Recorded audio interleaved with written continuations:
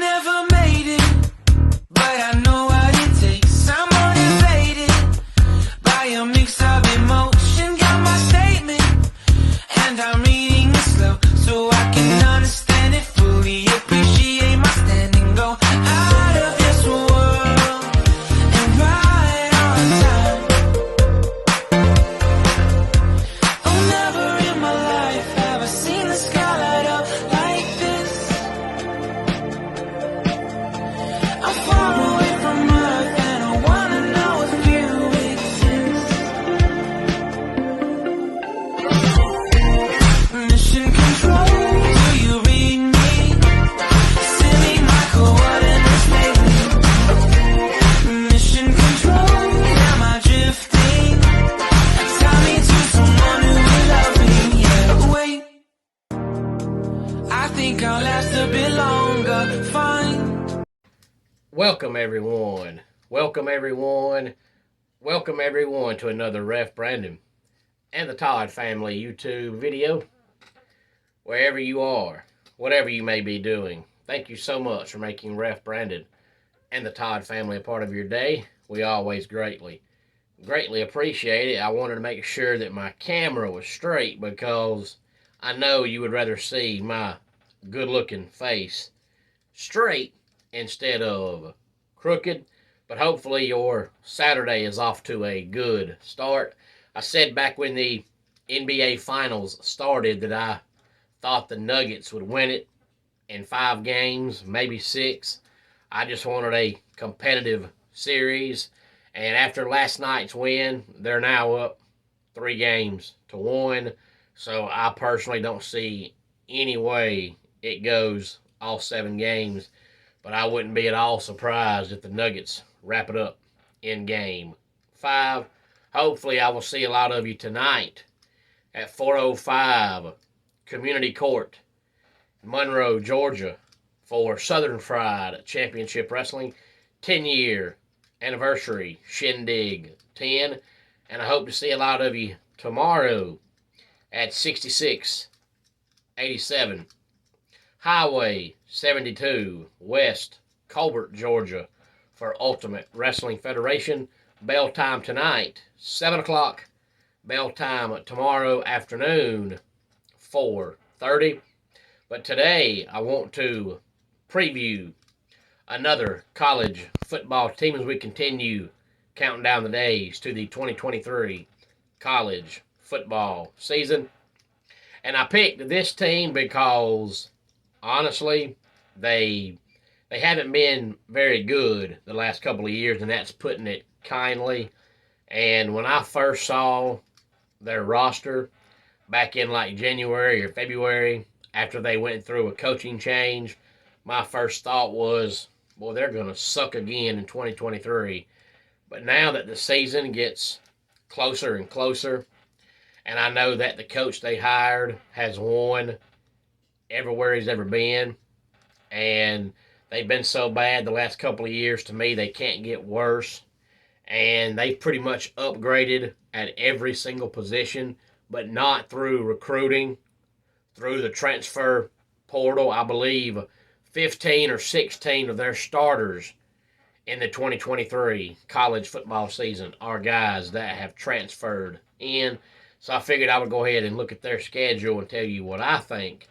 And the team I'm talking about is the team that doesn't know their nickname. They're the Tigers sometimes, and then they're the War Eagle sometimes. And I'm talking about the Auburn Tiger War Eagles from the plains of Auburn, Alabama. As always, I'll tell you their schedule through all 13 weeks, 12 games, and then I'll give you my prediction on what I think they're going to do, because we know they went out and hired Hugh Freeze, who is definitely an upgrade from Brian Harsin. Brian Harsin was just never welcomed by the Auburn fans. He could have went 12-0, 5 straight years, and won 5 national titles, but then in year 6, as soon as he lost game 1, he's got to go. He was just never welcomed by the fan base. And when a coach never gets welcomed by a fan base and they automatically, immediately feel uncomfortable, It's just not going to work.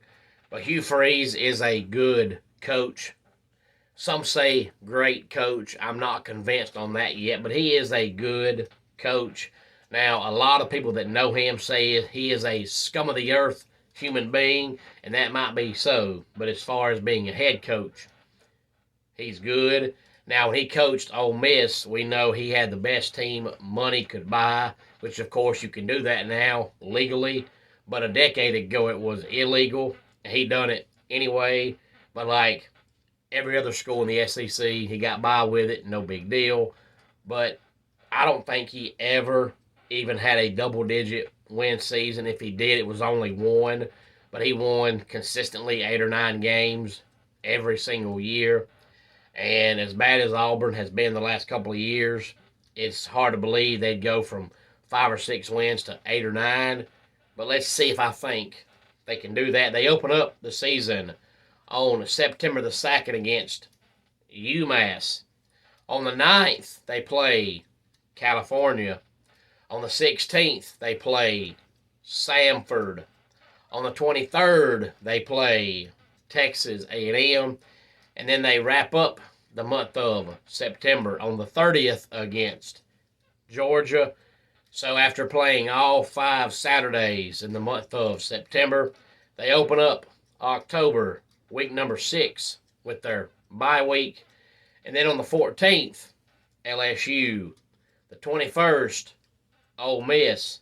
The 28th, the other team in the state of Mississippi, the Bulldogs from Mississippi State. Open up November on the 4th against Vanderbilt. On the 11th, they play Arkansas. On the 18th, they play New Mexico State. And, of course, as always, Thanksgiving weekend, that Saturday, they play in the Iron Bowl against Alabama.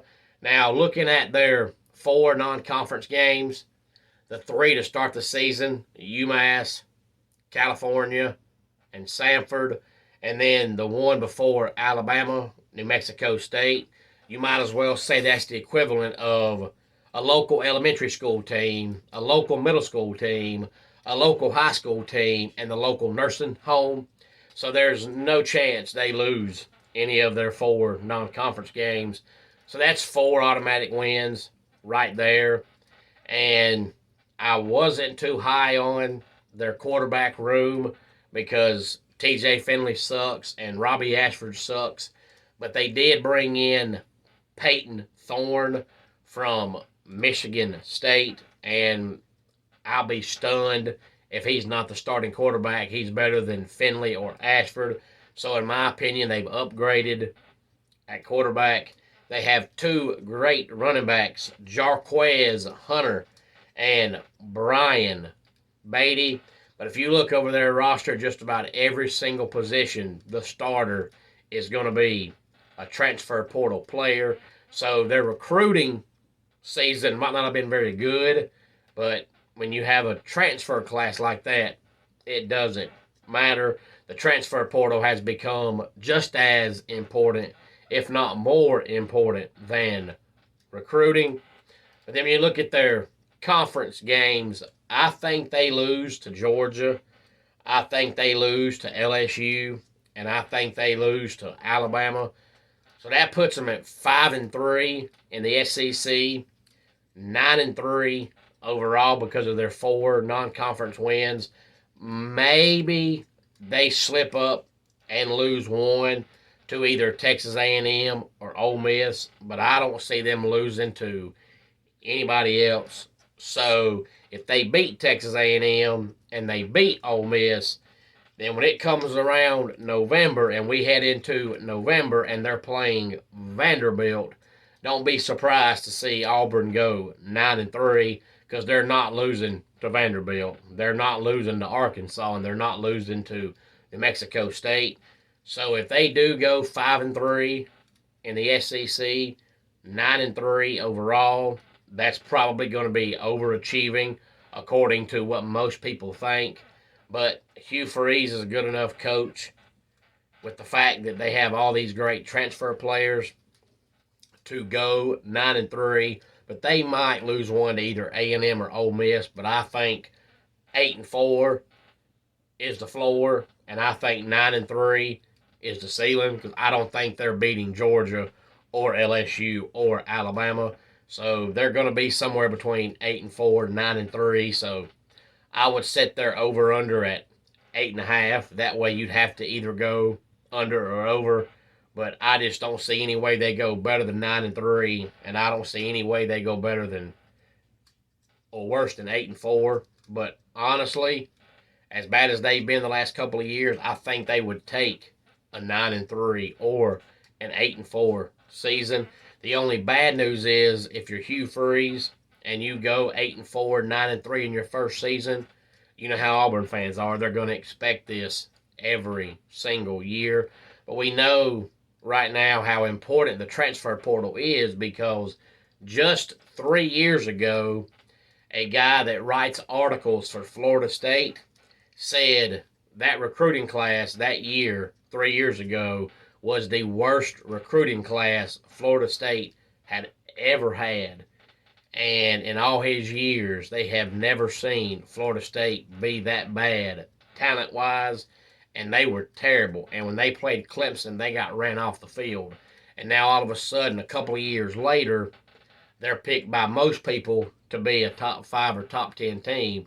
And if you look at their recruiting, it hasn't gotten a lot better. It's gotten some better, but it hasn't gotten a lot better. But you look at their reports of what they've done in the transfer portal, and they've done amazing.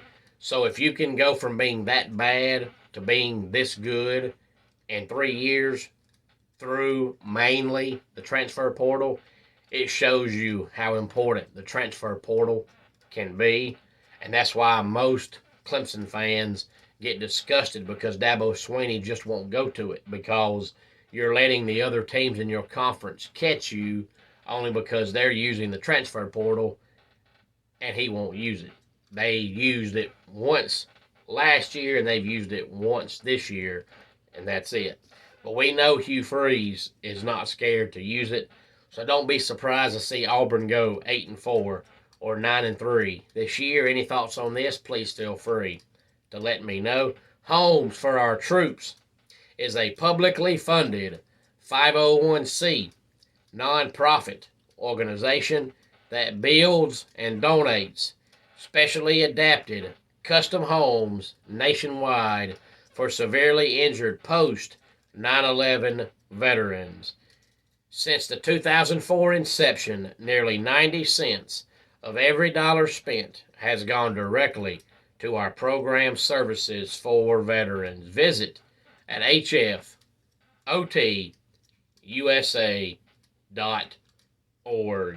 Let's go ahead and get a dad joke of the day in here.